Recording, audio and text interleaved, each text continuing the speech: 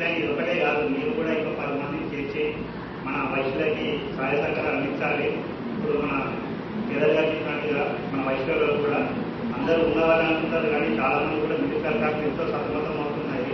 వాళ్ళకి అనుకూలంగా లేకున్నా కానీ ఇప్పుడు నేను ఇంకా ఆత్మీయంగా మీద వచ్చిన నేను అర్జెంట్ ఒకరికి ఇంటి కావాలంటే వాళ్ళ కోసం అని చెప్పేసి సరే ఎందుకు మన తరఫున ఎవరెవరు ఆధారపడి ఉంటారు కదా, వాళ్ళకు కూడా మన సాయం అందుతుంది కదా అని చెప్పేసి ఆ ఉద్దేశంతో నేను వచ్చాను. నాకు ఈ అవకాశం కల్పించినందుకు మా కేదార్ గారికి, అలాగే మన అన్నయ్యకి, పెద్దలకి నా యొక్క శుభాకాంక్షలు. ధన్యవాదాలు.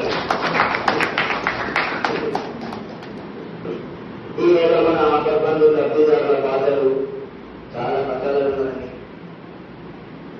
రాయపూరు ఊర్మిళ గారు వీరు మన వరంగల్ మాజీ మేయర్ గుంట ప్రకాశరావు గారి ఇంటి పక్కన ఉంటారని ఆ పుట్టుకతోనే ఆమె వికలాంగురాలు.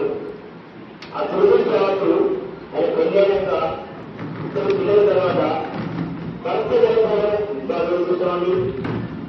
భర్త దగ్గర కూడా సుమారు 17 సంవత్సరాలు వస్తుంది. ఈ వికలాంగుల కాలుతో చేతి తగతో